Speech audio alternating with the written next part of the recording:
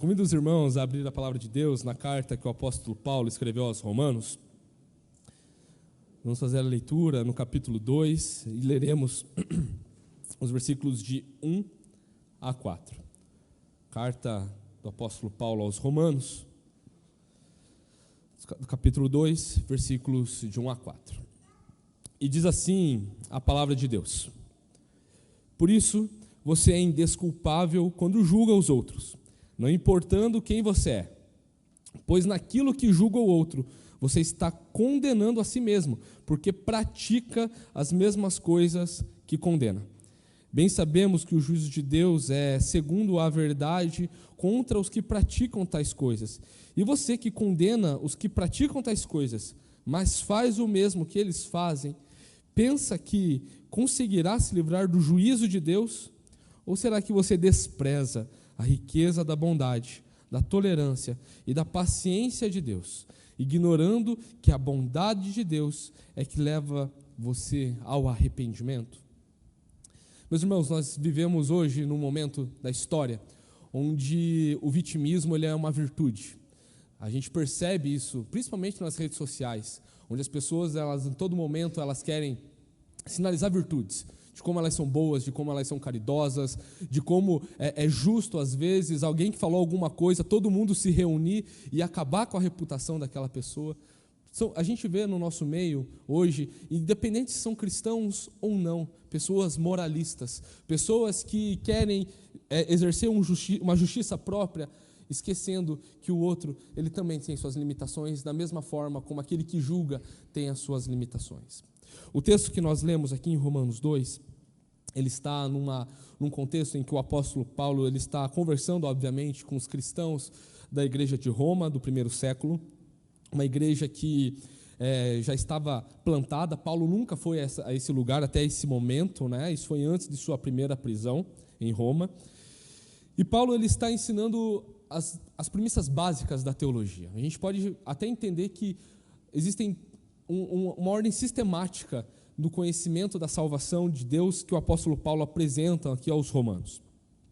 No capítulo 1, a gente vê ali a partir do versículo 18, versículos 16 e 17 fala do evangelho de Deus, da justiça de Deus, e os versículos 18 até o 32 vai falar como que Deus ele se fez conhecido na criação, né? Vai estar falando ali no capítulo 1 de como que Deus ele também se mostrou misericordioso, mostrando que Deus ele se fez para os gentios, aqueles que não eram judeus, conhecidos através da criação, mas que para os judeus se fez conhecido pelas escrituras também. Só que nós entendemos aqui que tanto os judeus como os gentios, segundo os textos que nós estamos vendo aqui, o texto de Romanos 2, ambos são culpados diante de Deus em virtude dessas revelações que receberam. Tanto na criação, olhando para a criação, nós compreendemos e nós entendemos que existe um Deus. O Salmo 19 deixa isso muito claro, que Deus ele se manifesta na sua criação e a sua glória é revelada na criação. E os judeus eles receberam uma revelação especial, as Escrituras, né? O Antigo Testamento como nós temos hoje. E no capítulo 1 a gente vê esse castigo que acomete os pecadores que resolveram adorar falsos ídolos, se adorar, né? E o castigo, no capítulo 1 nós vemos que o castigo pelo pecado é receber mais prática do pecado. É isso que nós entendemos. É isso que está escrito na palavra de Deus. Do outro lado, muitos estudiosos dizem que o capítulo 2 ele é destinado aos judeus justamente pela ênfase que se dá nesse julgar, nesse julgamento que existe, aqui que o apóstolo Paulo nos apresenta, né? Nós podemos ver que existe uma lição que o apóstolo Paulo quer colocar na nossa mente, aos seus leitores originais e a nós hoje, que existe um combate entre o julgar os outros e lamentar pelos seus próprios erros, né? Os judeus eles se julgavam muito justos por ter recebido essa revelação especial. Talvez uma das motivações, uma das alegrias dos judeus naquela época era saber que Deus iria condenar todo mundo, menos eles. Só que o apóstolo Paulo ele deixa muito claro aqui sobre esse juízo. A Bíblia não está nos falando que é proibido julgar.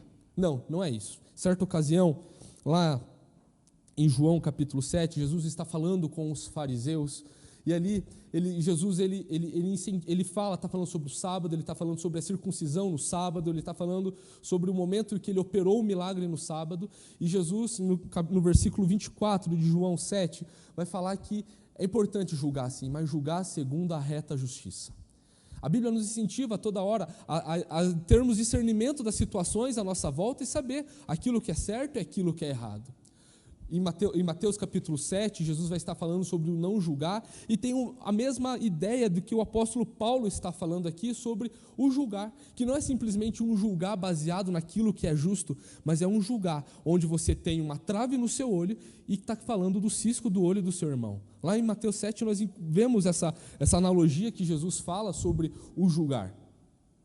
E nós vemos exatamente isso aqui no capítulo 2 de Romanos, no versículo 3, por exemplo. E você que condena os que praticam tais coisas, mas faz o mesmo que eles fazem, pensa que conseguirá se livrar do juízo de Deus? O arrependimento, meus irmãos, a gente vê ali no versículo 4, o arrependimento precisa nos levar a uma caminhada de mudança de vida. O arrependimento é uma jornada constante com o Espírito Santo. Hoje no estudo nós vamos falar um pouco sobre o arrependimento, correto, pastor Patrick? E nós vamos talvez tratar um dos textos, o pastor Patrick preparou a aula, provavelmente vai falar sobre esse texto, sobre como o Espírito Santo, ele nos convence do pecado, da justiça e do juízo de Deus. Como o Espírito Santo é aquele que nos alimenta dia após dia e nos faz acertar, porque Jesus enviou o Espírito Santo que habita em nós. É pelos méritos de Jesus que devemos acertar. Mas talvez hoje estejamos aqui com um coração como o dos judeus. Eu não sou tão mal assim, né, como a Bíblia fala que eu sou. Eu acho que é um exagero. Nossa, eu faço boas obras. Eu vou lá, faço uma assistência social para um morador de rua. Vou lá sei lá, dou uma marmita para alguém que está pedindo, algum pedinte na rua. Nós, muitas vezes, somos tentados a achar que as boas obras são produto da nossa consciência, da nossa moralidade. Muitos cristãos hoje aderem ao cristianismo não porque viram em Jesus como o Redentor dos seus pecados e da sua vida, como uma chance única de estar vivendo em novidade de vida, mas veem a fé cristã como um conjunto de boa ética e de boa moral. E não é isso que a palavra de Deus nos fala. A boa ética, a boa moral, sim, são bíblicas. A palavra de Deus nos ensina isso, mas isso precisa ser fruto de uma constância, de uma vida no Espírito. Entendendo que é a bondade de Deus, como o versículo 4 fala ali, é a bondade de Deus que nos leva ao arrependimento. E isso é algo constante em nossas vidas. Em outra ocasião, Jesus ele está falando também sobre a hipocrisia também daqueles que praticam tais coisas e julgam outras pessoas. A gente vê lá em Lucas capítulo 18, versículos de 9 a 14, uma parábola que Jesus fala sobre o fariseu e o publicano, que os dois subiram ao templo para orar, e o fariseu falou: graças a Deus eu não sou como o resto das outras pessoas, e nem mesmo como este publicano. Publicano era considerado um traidor da pátria. Era alguém que era judeu e que trabalhava em favor do Império Romano, que hostilizava os judeus, captando impostos. Então era visto como alguém muito desprezível naquele contexto. E o fariseu, naquela parábola em que Jesus está contando, fala que esse fariseu orava assim: eu jejuo 2 vezes por semana, eu oro, eu faço coisas muito boas. Ele se levantava, a parábola nos conta que esse fariseu ele se colocou numa posição de pé e falou isso diante de Deus. O publicano ele também se colocou numa posição de pé em oração, mas ele não conseguia levantar o seu rosto, ele só conseguia falar com a cabeça baixa, bater no peito e falar assim: Senhor, tem misericórdia de mim porque eu sou pecador. E isso, meus irmãos, deve ser a nossa postura. Jesus ele termina essa parábola falando que quem que foi justificado para casa? Quem que desceu do templo justificado? O fariseu ou o publicano? E Jesus conclui falando que aqueles que se exaltam serão humilhados, os que se humilham serão exaltados. A palavra de Deus nos ensina a vivermos de uma forma coerente, porque o apóstolo Paulo está nos dizendo aqui, fazendo uma comparação com o capítulo 1, o capítulo 2, que até mesmo os gentios, que só tinham a revelação natural, estavam entregues aos seus pecados, eles eram ainda mais coerentes do que os judeus, que receberam as escrituras, a revelação especial. O versículo 32 do capítulo 1 diz assim: embora conheçam a sentença de Deus, de que os que praticam tais coisas são passíveis de morte, eles não somente as fazem, mas também aprovam os que as praticam. Ou seja, eles estavam vivendo iniquidade, eles estavam vivendo de uma forma imoral, de uma forma totalmente desvirtuada dos caminhos do Senhor, sabendo que o Senhor existia, mas eles não julgavam os outros. Eles aprovavam as coisas erradas que eles praticavam e o que os outros praticavam. E os judeus, que muito provavelmente é o público do capítulo 2, receberam a revelação especial, receberam os 10 mandamentos, sabiam quem era Deus, e mesmo assim praticavam as coisas ruins, mas desaprovavam as coisas ruins que os outros estavam fazendo. É uma vida totalmente de incoerência. Existe algo muito, muito claro aqui. O apóstolo Paulo está falando que, por causa disso, os ímpios são melhores que vocês, que conhecem a palavra de Deus e não se arrependem. Vocês usam a bondade de Deus para continuarem pecando. E muitas vezes, essa é a acusação que recebemos por causa da nossa fé. Porque nós achamos que somos predestinados, e somos predestinados, a palavra de Deus nos fala isso, somos eleitos desde a fundação do mundo, que Deus nos amou na eternidade, mas achamos que porque Deus nos amou, Deus é bondoso, nós agora está tudo certo. Se você pensa assim, meu irmão, você não entendeu ainda a mensagem do Evangelho, a mensagem da graça de Deus. Versículo 4, ele conclui dizendo que, fazendo uma pergunta retórica: ou será que você despreza a riqueza da bondade, da tolerância e da paciência de Deus, ignorando que a bondade de Deus é que leva você ao arrependimento? A palavra de Deus nos fala que todos precisam de arrependimento, e aqueles que conheceram a Jesus precisam andar em novidade de vida. A bondade de Deus deve nos constranger. A bondade de Deus não deve ser um instrumento para que a gente use a fim de agora a gente fazer o que a gente quer, porque Deus é longânimo, como lemos no início da liturgia, que Deus ele é tardio em se irar, não é verdade? E é verdade, é uma verdade bíblica, a palavra de Deus está nos falando isso, mas nós precisamos entender o que a bondade de Deus faz na nossa vida. A bondade de Deus nos leva ao arrependimento, a uma novidade de vida. A bondade de Deus nos faz com que sejamos humilhados, porque Ele é tão bom, mas tão bom, que nós percebemos o quão ruim nós somos. Isso é algo constante. Nós estamos estudando aqui sobre a ordem da salvação, e nós estamos entendendo que a salvação, a operação que Deus faz em nós, os estágios da salvação, não são cronológicos, mas é uma constância em nossas vidas. De forma que nós, quando nos arrependemos do pecado, continuamos entendendo que somos pecadores, justificados, adotados por Deus, e que agora nós precisamos, cada vez que nós erramos, nós precisamos nos voltar para Deus em arrependimento. A palavra de Deus, quando nos fala da bondade do Senhor, que nos constrange a viver uma vida de santidade, um arrependimento, nos obriga a não viver uma vida arrogante, achando que porque o que nos foi dado é mérito nosso, mas que isso precisa ser desenvolvido na nossa vida, entendendo que aqueles que ainda não conhecem a palavra de Deus, aqueles que não conhecem a Jesus, que precisam da salvação, esses assim, são tão miseráveis quanto nós somos. E nós, por entendermos que somos semelhantes uns aos outros, precisamos falar da palavra de Deus, precisamos falar do Evangelho, a fim de constranger, a fim de converter, a fim de que os outros se convertam, e que nós sejamos constrangidos pela mensagem do Evangelho todos os dias. Deus não nos salva para sermos moralistas. Deus não nos salva para acharmos que eu tenho que fazer isso ou aquilo, mas Deus nos salva para que agora nós estamos convertidos, nós possamos agora andar em santidade e em justiça perante o Senhor todos os dias da nossa vida. O Senhor, Ele nos salva para vivermos em novidade de vida e no arrependimento constante.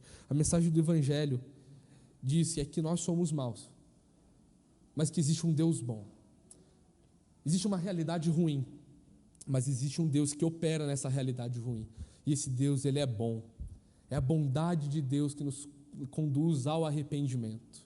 É a bondade de Deus que nos constrange dia após dia, fazendo com que nós agora não esqueçamos o que na miséria em que vivíamos antes de conhecer a Cristo, mas lembrar disso e entender que o seu amor é grande demais para nossas vidas, que isso precisa transbordar, que isso precisa gerar frutos de arrependimento, frutos dignos de arrependimento.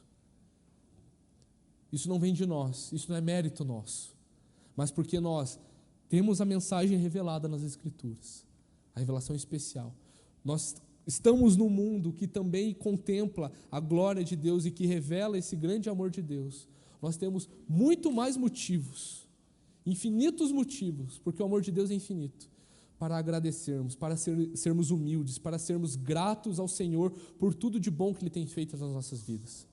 Que Deus seja louvado por isso, que o nosso coração se constranja diariamente diante da bondade de Deus, que estejamos sempre prontos a exercer a misericórdia, a sermos pacientes como Deus é paciente, a sermos bondosos e tolerantes como Deus é conosco, porque somos filhos que, volta e meia, precisamos ser disciplinados, não é verdade?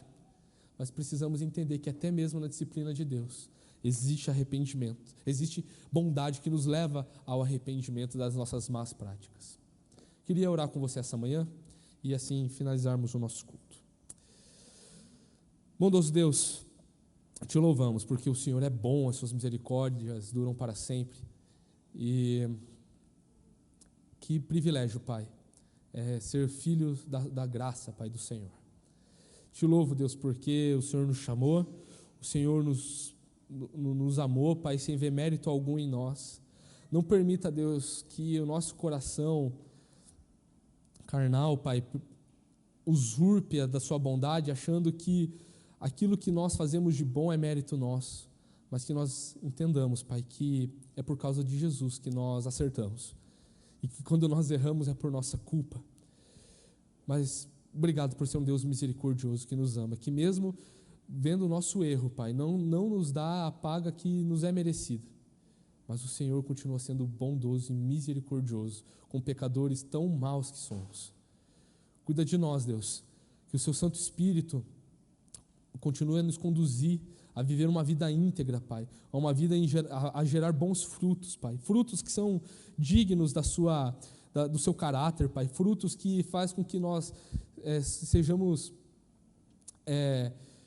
entendidos como filhos de Deus nesse mundo que tanto carece do Seu amor. Usa-nos, Pai, para sermos Seus instrumentos, Pai, nesse mundo que precisa de arrependimento. Nos usa, Pai, como instrumentos da Sua bondade, a fim de que todos, Pai, o máximo de pessoas possível, venha estar se curvando diante de Ti, ainda nesse tempo que ainda é oportuno para o arrependimento. Te louvamos, Pai. Obrigado, Deus, por tamanha salvação.